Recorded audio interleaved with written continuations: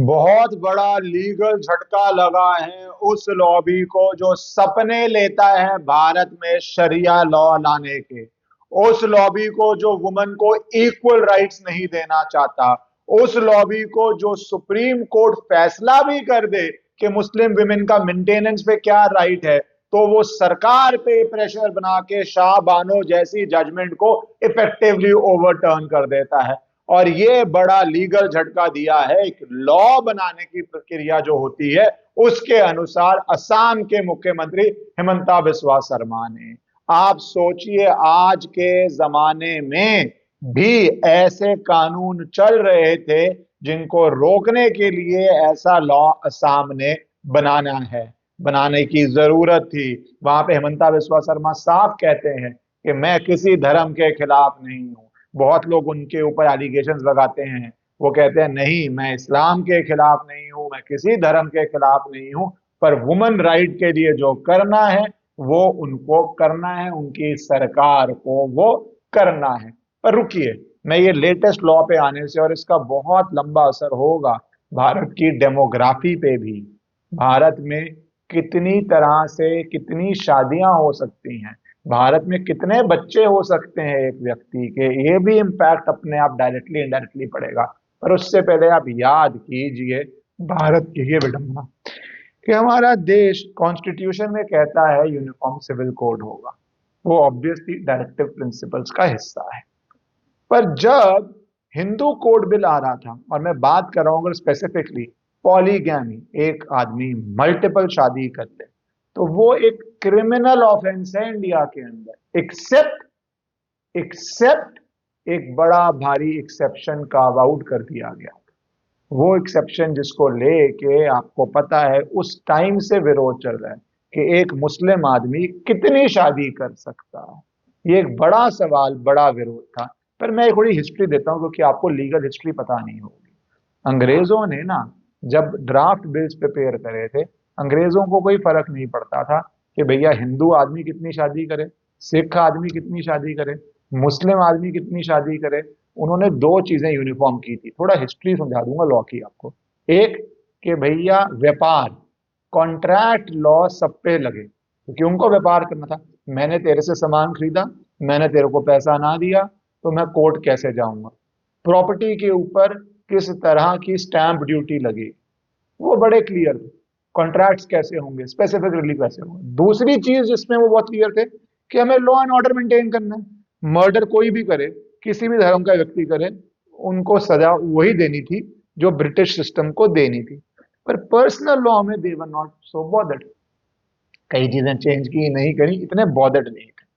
तो जब इंडिपेंडेंस हो गई, तो प्रधानमंत्री भारत के पहले यूनिफॉर्म सिविल कोड की बात शुरू हुई। तो उन्होंने कहा नहीं, हिंदू लॉ को हमें रिफॉर्म करना है, हिंदूज में मल्टीपल शादियां नहीं होनी चाहिए, हिंदू मैरिज एक्ट ऐसी होनी चाहिए, मुसलमानों के लिए नहीं लाए। और कहा कि जब लोगों ने कहा कि भाई मुस्लिम विमेन को भी तो राइट चाहिए मॉडर्न वर्ल्ड में, तो वो कहते थे मेरे को बड़ी एक्सट्रीम सिंपैथी है, पर time is not right for it, मतलब अभी उचित समय नहीं आया कि जो मुस्लिम हिंदुस्तान में रुके हैं वो इनसिक्योर फील करेंगे अगर यूसीसी आ गया। तो भैया, जब आप हिंदुस्तान में रुके हो, आपकी चॉइस है, तो आपने चूज किया ना कि आपको संविधान के अंदर रहना है जहां पे महिला को बराबर हक मिलेगा। तो ये आउट ऑफ द वे जाके मुस्लिम सिक्योर फील करे। मुस्लिम का मतलब क्या, मुस्लिम मर्द, मर्द में भी वो कैटेगरी जो औरत को राइट्स नहीं देना चाहती, उसके लिए आप औरतों के हक को जो मॉडर्न वर्ल्ड में आने चाहिए ना दिया जाए। और ये मैं नहीं कह रहा, उस समय के कांग्रेस नेता, सोशलिस्ट नेता वो आवाज उठा रहे थे। एक सोशलिस्ट नेता जेपी कृपलानी, जिनकी वाइफ सुचित्रा कृपलानी कांग्रेस में थी और बहुत बड़ी नेता थी, वो कह रहे थे कि मुस्लिम प्रिपेयर्ड है, आप लाना नहीं चाहते। उन्होंने तो बहुत चीजें बोली, तो कहा कि ये तो भाई कम्युनल पॉलिटिक्स है एक तरह से। बहुत नेताओं ने उस समय कहा ये तो कम्युनल पॉलिटिक्स है कि आप मुस्लिम्स पे तो ये ला नहीं रहे, हिंदुओं पे आप जो मर्जी ला पा रहे हैं। वो हिस्ट्री चलती रही, कुछ चेंज नहीं हुआ। शाह बानो में सुप्रीम कोर्ट ने बोला मेंटेनेंस हो, वो भी चेंज नहीं हुआ। अब हिमंता बिस्वा शर्मा वो आ गए, उन्होंने कहा, और उनकी एक ब्यूटी है। दो मॉडल्स हैं, हम योगी मॉडल की बहुत बात करते हैं, जो बुलडोजर मॉडल बोलते हैं, लॉ एंड ऑर्डर मॉडल बोलते हैं। पर आप कभी ना लोग उतना ध्यान देते नहीं कि असम में जहाँ पे ज्यादा चैलेंजेस हैं, वहाँ पे नेशनल सिक्योरिटी के चैलेंजेस, वहाँ पे जो कॉन्फ्लिक्ट्स हैं, वहाँ पे जो हिस्ट्री रही है, वो ज़्यादा बड़ा चैलेंज है, ज़्यादा बड़ा खतरा है देश की इंटीग्रेशन के लिए। वो हिमंता बिस्वा शर्मा उस खतरे से लीगली जूझते हैं। और लीगल की बात कहूँ, जो एक बार ये कानून बन जाता है ना, उसके परिणाम 5 साल, 10 साल, 20 साल आते हैं। जैसे आपने देखा अभी एक मेडिकल कॉलेज के अंदर, जहाँ पे हिंदूज फंड दे रहे हैं, पर डॉक्टर मेडिकल की एजुकेशन के लिए हिंदूज मेजोरिटी छोड़ो, 5, 10, 15% सीट्स मिल रही हैं सिर्फ, क्योंकि लीगल सिस्टम्स ऐसे हैं। बहुत लंबी वीडियो हो जाएगी इसलिए मैं नहीं जा रहा उस तरफ। पर किस तरह लॉ के अंदर ये चेंज कर दो, उसके असर कितने साल चलते रहते हैं। और लॉ की चेंज की बात कर रहा हूँ कि हिंदुओं के टेम्पल्स आप टेक ओवर कर लो, बड़े बड़े अलग अलग जगह, उसके परिणाम कितनी दूर कितने साल जाते हैं, ये आपको उस केस में दिख गया होगा। पर इसमें आते हैं, अब क्या डिसाइड किया है असम गवर्नमेंट ने। 27 नवंबर 2025 को असम की लेजिस्लेटिव असेंबली ने पास किया है Assam prohibition of polygamy bill. Polygamy mean multiple marriages. इसके अंदर कड़े प्रावधान है, जानिए, तभी बहुत चीखें निकल रही हैं एक इकोसिस्टम की, एक लॉबी की। पहला, jail term up to 7 years और अप टू 10 इयर्स अगर वो एग्जिस्टिंग मैरिज हाइड करता है, छुपाता है। साथ ही साथ महिला को कॉम्पनसेशन का प्रोविजन। उसके बाद ये लगेगा सबके ऊपर, एक्सेप्ट जो शेड्यूल्ड ट्राइब्स हैं और जो स्पेशली गवर्नड एरियाज हैं कॉन्स्टिट्यूशनल स्कीम के अंदर। दूसरी बात, बिल ने ये क्लियर कर दिया है कि पॉलीगैमी, जब एक व्यक्ति शादी में रहते हुए, जहां पे पहली मैरिज लीगली वैलिड है, वो एक दूसरी महिला के साथ शादी करता है विदाउट डाइवोर्स एनहेलमेंट, मतलब सिंपल भाषा में, टेक्निकल नहीं ना था, पहली मैरिज चल रही है, लीगल वे से एंड नहीं हुई और आप दूसरी शादी कर लेते हैं। रुके यहाँ पे, जो कर रहा है उस पे नहीं, जो ये करवा रहा है।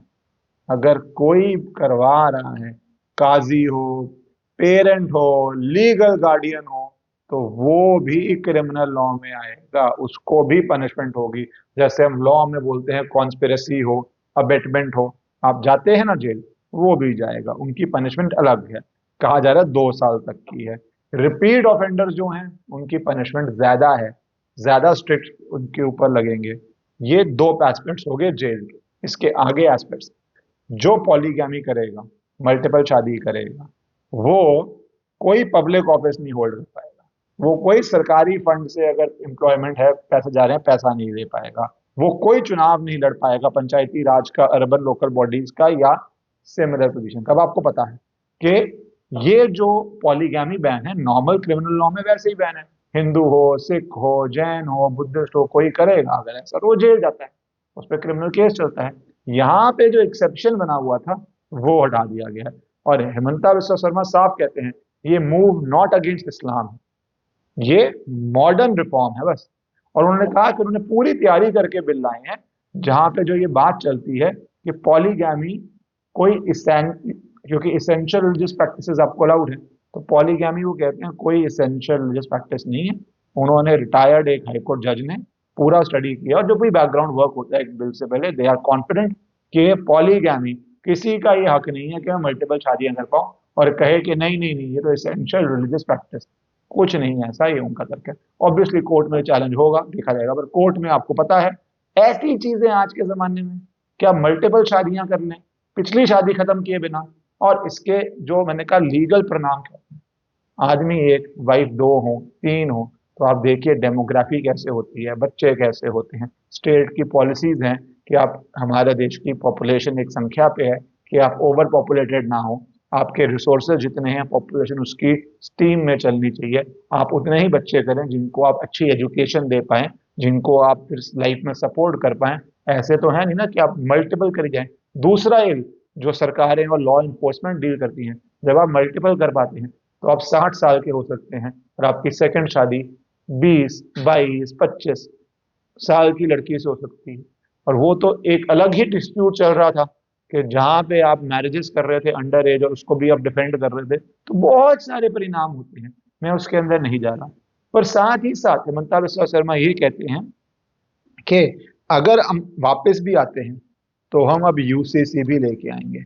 वैसे आपको पता है उत्तराखंड ने एक वे में कर ही रहा है, अलग अलग स्टेट्स अलग अलग चीजें कर रही हैं, पीस में भी से केंद्र सरकार भी कर रही है, तलाक तलाक तलाक बोल के छोड़ दो, कोई ऐसे कर दो, किसी के राइट्स चले जाएं पूरे और आपके सिर्फ 3 शब्द हो। तो सरकार ने बहुत चेंजेस लाई है, सरकार ने वो चेंजेस करी हैं, पर ये ऑन गोइंग कॉन्टिन्यूस प्रोसेस है। या तो इंडिपेंडेंस के बाद एक साथ ही जब हिंदू कोड बिल आ रहा था उसके साथ ही अब यूनिफॉर्म सिविल कोड ला सकते थे, सबके ऊपर लग जाता तो ये करने की जरूरत ही नहीं पड़ती। पर इतने साल क्योंकि टाइम राइप नहीं था और 2014 तक टाइम राइप नहीं हुआ, और एक तरह से आपने, मैं तो इसको डिफरेंट लैंग्वेज में बोलता हूँ, मैंने कहता हूँ क्या भाई हिंदुओं के पर्सनल लॉ इतने खराब थे कि आपने वो तो सारे हटा दिए, और जहां पे आपको लगा आपको अपीजमेंट करनी है वहां आपने पर्सनल लॉ को छुआ नहीं। और वैसे आप बात करते हैं वुमेन एम्पावरमेंट की, वैसे आप बात करते हैं मॉडर्न सोसाइटी की, हक मारा किसका? विमेन का। मेंटेनेंस का हक किसका मारा गया? विमेन का। मल्टीपल शादी से नुकसान किसका हो रहा है? विमेन का।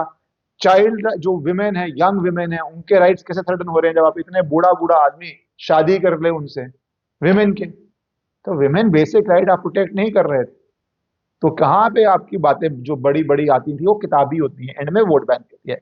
ये पर सरकार लॉ ला के जो प्रोसेस कर रही है उससे एक अच्छा वुमन सेंट्रिक रिफॉर्म है, सोशल जस्टिस का रिफॉर्म है, एजुकेशन का रिफॉर्म है, लॉन्ग टर्म जो व्यू है कि यूनिफॉर्म सिविल कोड लाना है उसकी तरफ एक और चीज है। ऑफ कोर्स इस पे बहुत प्रोटेस्ट हो रहा है, बहुत लोग प्रोटेस्ट कर रहे हैं, कांग्रेस इस पे प्रोटेस्ट कर रही है, असम का जो यूनिट है, और भी पार्टीज हैं, रिलीजियस लीडर्स हैं जो प्रोटेस्ट कर रहे हैं। पर मैं कॉन्टेक्स्ट के लिए बोल दूं, पॉलीगैमी टर्की जैसे देश में भी एक ऑफेंस है, टुनीसिया में ऑफेंस है, ये तो मैं मुस्लिम देशों की बात कर रहा हूँ, China, UK, US, Australia, Europe, हर जगह जहां पे भी मुस्लिम कम्युनिटी है वो देश नहीं अलाउ करते पॉलीगैमी। ये एक भारत में ही अजीब अजीब तरह के कानून एग्जिस्ट कर रहे हैं जो महिलाओं को दबा रहे हैं, महिलाओं को कुचल रहे हैं।